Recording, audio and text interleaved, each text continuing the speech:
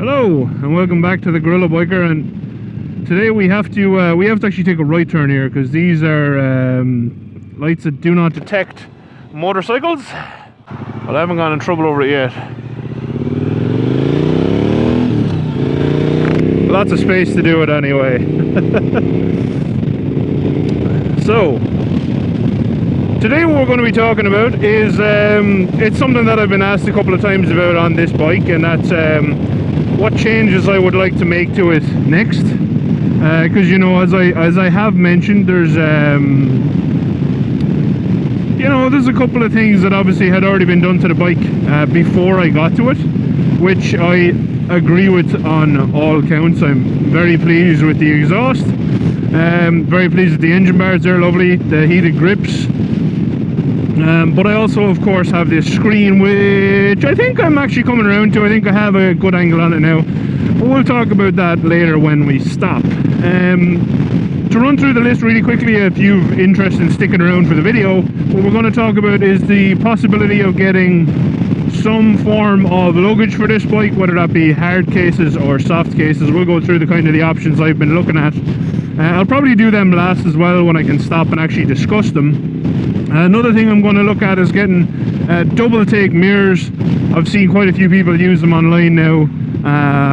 They look like a really nice system, so that's something that I would actually like to grab a set of, not only because they look a little bit better than these stock ones, but they're a little bit of a slimmer profile and they're way more adjustable, which I do like also. So that's going to be something that we'll discuss as well. Other than that, then there's obviously the usual suspects. I might get extra lights for the bike. Not 100% sure do I want to go down that route. A skid plate is definitely something I'm looking at, and I'll talk about that as well, and what options I've looked at. And then braided brake and clutch lines, not because the bike particularly needs them, it's actually been handling just fine without them. The brakes on this bike are actually very, very good from stock. But I'm a bit of a fanboy of braided brake lines anyway. I think they look good. I've always liked what a braided line does to a hydraulic clutch feel, so I'm just kind of interested in doing that anyway. And yeah, then we'll see where we go from there. So first and foremost, let's talk about the double take mirror. So I'll put a photo up on the screen of the system that Double Take offer.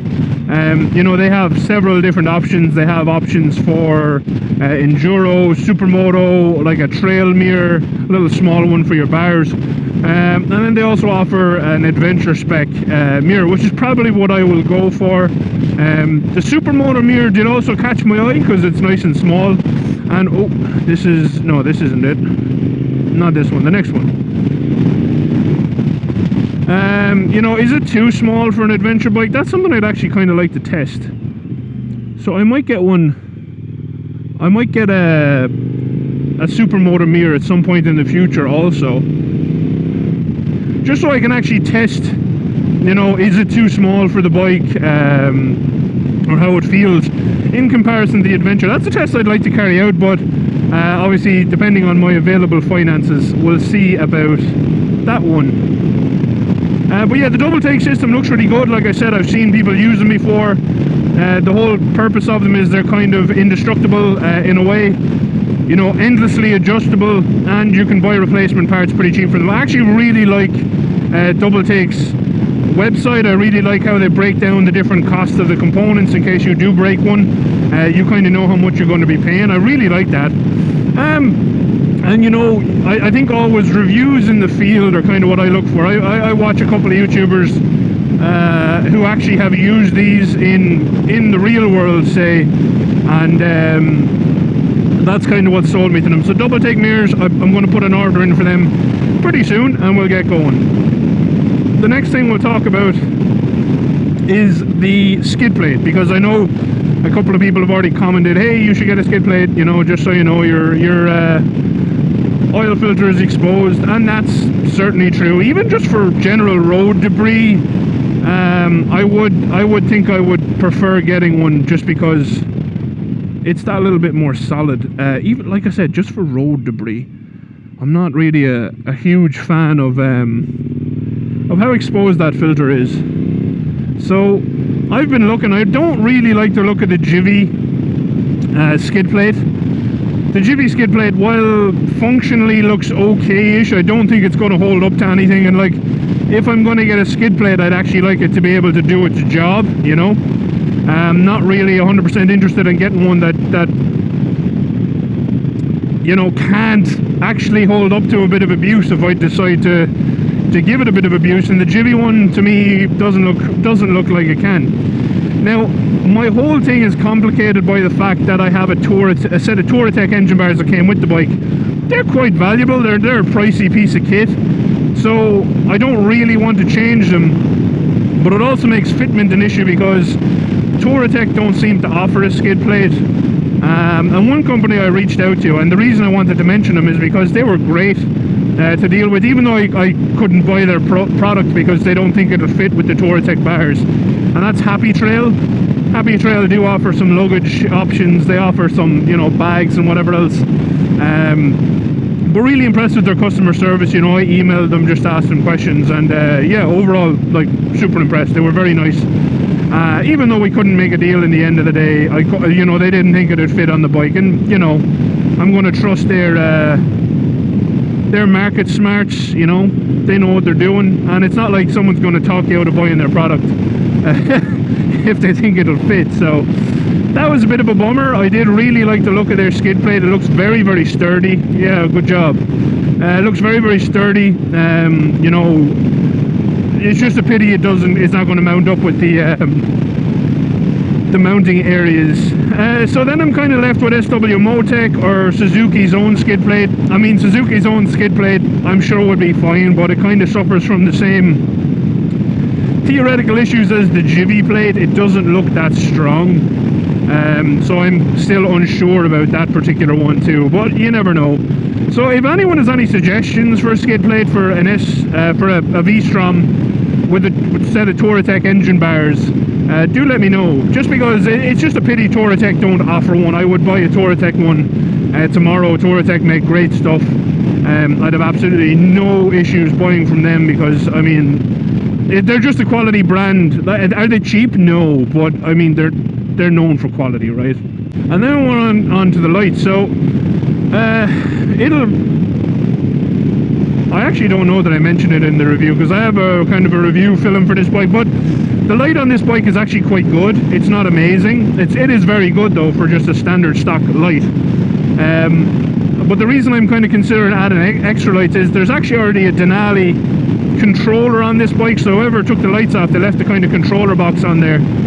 And you know, that's something I'm considering doing because I have the engine bars, and these bikes I think personally look great with a bit of extra lighting. An extra light never hurts anyone, you know. So that's I don't think there's not really such thing as being too well lit up in the world of motorcycles when it gets dark. And even during the daytime, you know, lights help with visibility, and a big problem is cars hitting us. This road's pretty nice. Well done, my random turns and Google figuring me out. This is quite nice. So that's, you know, that's what I'm looking at for those guys, is just to give me that little bit of extra light to see where I'm going, and you know, see how that works out. It's so flat around here, it's crazy. All that arable flat farmland, and then you have like a full stand of trees. There's actually a lot of trees over here, which I do like. You know, they clear a lot for farmland and whatnot, and it's really weird that they don't put breaks in between them. Like, there's no fences or anything, or hedges. It's very odd for me coming from Ireland, where we have walls and hedges and fences everywhere. And Europe in general is like that. It's just the vast, flat, cleared areas are a bit crazy to me. Oh, look at all the cars. That's cool.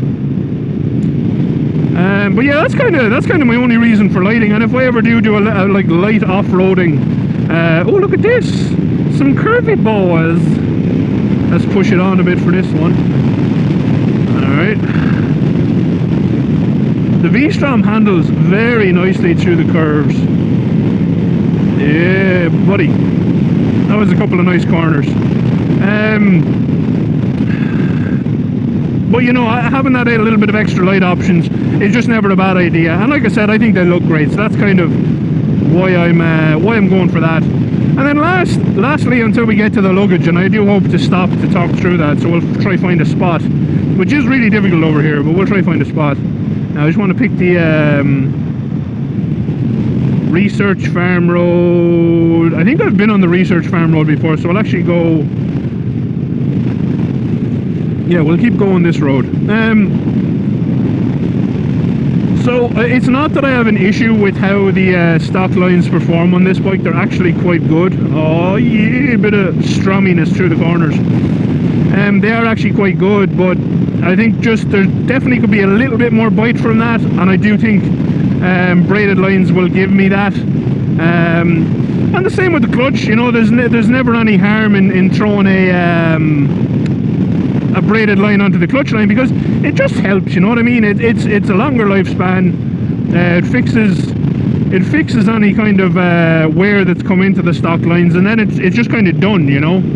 I don't need to worry about it anymore, and I think they look great. So it's kind of an aesthetic upgrade, but also a performance upgrade in that there'll just be that little bit more bitey. Oh look!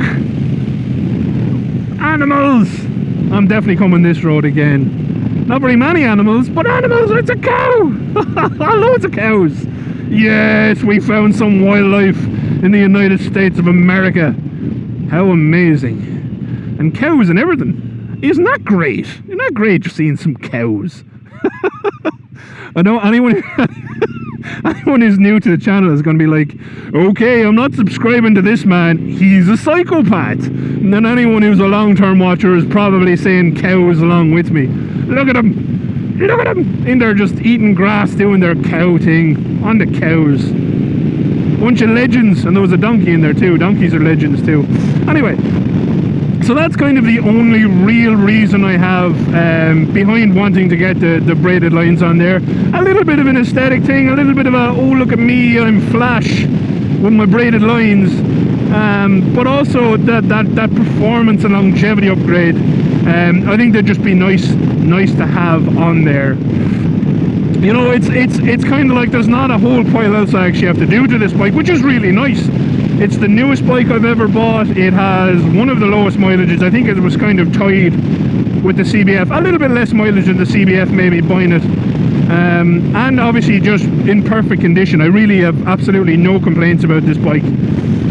One other thing before we do stop and talk about the luggage is I might change the bars. I'm undecided on that yet. I might add a bar brace or I might change the bars. I really don't know. The one thing I would like to do is make sure that I can continue to use these bark busters, because I do think they're very nice. They add that little bit of wind relief to my paws. And other than that, they're just nice. They're just a nice thing to have, you know, a nice wind block. Or if I decide to go, like, do a little bit of very light off-roading, they'd block things from my hands, which is, I mean, part of their whole point. Things that I suppose I considered, thought about using and didn't, just to cover them off, is suspension. So yes, I did obviously think about the suspension upgrades, because that's something I've done quite often in recent times on bikes. It's something that I like to do. But honestly, this bike suspension is absolutely perfect for me.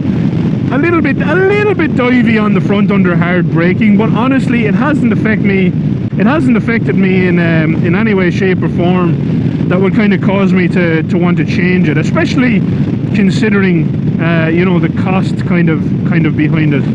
I don't need to change it, so I probably won't change it. Yet another stop sign. And despite the fact I would prefer a clear screen, the angle I have this one at now is actually fairly comfortable. Like, it's not giving me any buffeting at all. It's not that noisy. I don't even have my earplugs in right now because I forgot to put them in, and it's not that noisy.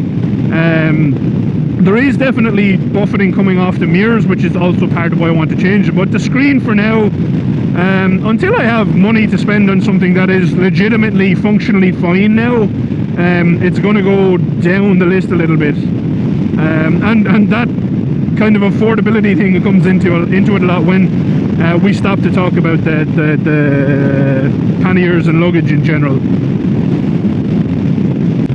Oh, this is really cool. This video is not somewhere to pull in right here. I would. There's a gate there, but Probably not allowed in there, unfortunately. That's how it goes. And yes, I have been looking for somewhere to pull in for quite a long time now.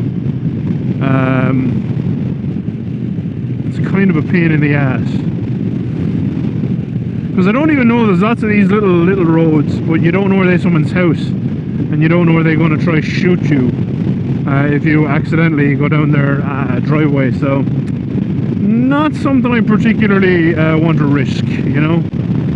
It's crazy that there's so much empty land over here, but there's just nowhere to pull in that's like a little bit secluded. There's okay.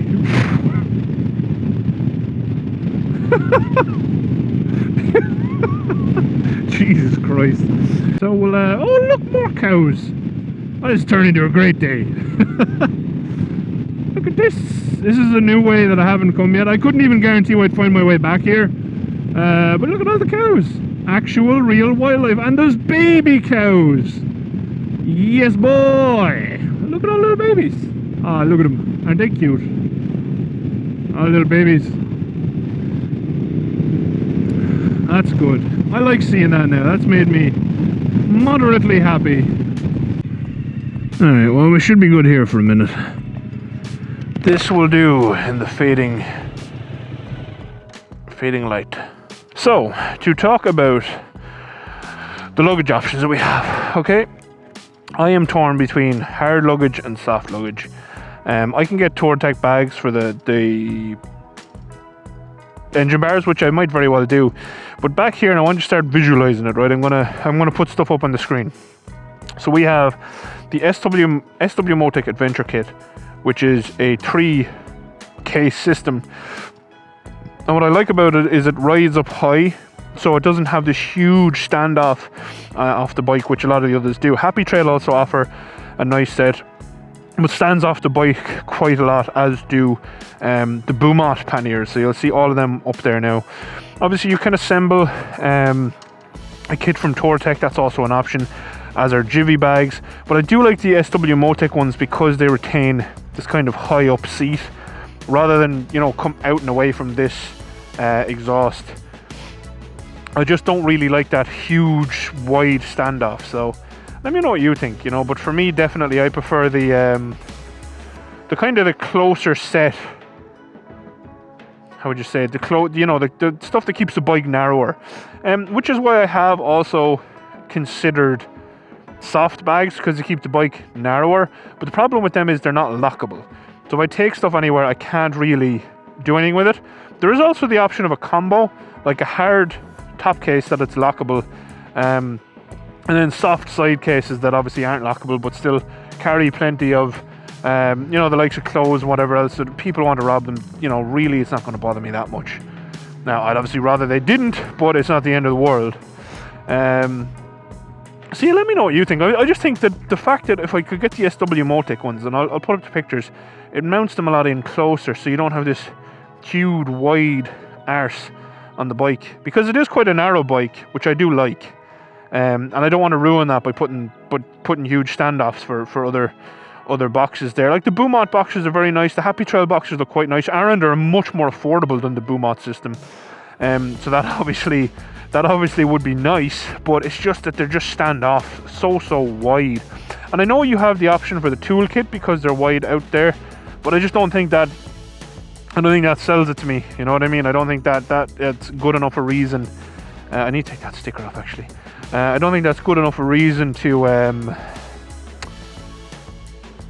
you know, go for it just for the toolbox. Other than that, I will get a tank bag, and I am considering just going panniers with a big tail pack. SW Motec offer nice tail packs, as it does bloody everyone, to be honest. You know, you can get one of the Moscow Moto, Lone Rider.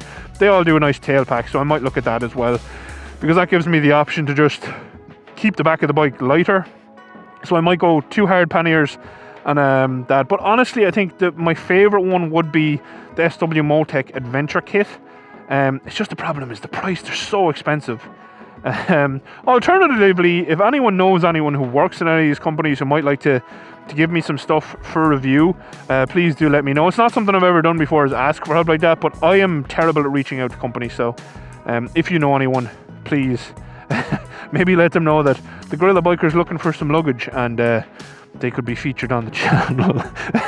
But other than that, yeah, definitely gonna put some bags on the engine bars at some point, tank bag, and then the rear end is really the rear end is the question mark. I don't know whether to go for hard cases or soft cases, and really and truly the fact that the SW Motec ones are so bloody expensive does put me off them, but they just mount in so nice and narrow. Oh, and of course there is the actual Suzuki's own option too that I haven't really looked at properly yet, but maybe I will. Anyway, let me know what you think of all those ideas. I am really looking for input on those. And yeah, if you watch, thank you very much for watching. As always, a very special thank you to all of my patrons. I do appreciate the hell out of you all. Thank you very much for all your support. And yeah, until next time, thank you again for watching. Adios. Outro crew. Would you be like me and go for the more beautiful systems? Or are you more pure function? I can't get over how wide some of those boxes sit, you know? I just don't think they look great. And I'm all about practicality, but at some point you have to draw the line, you know?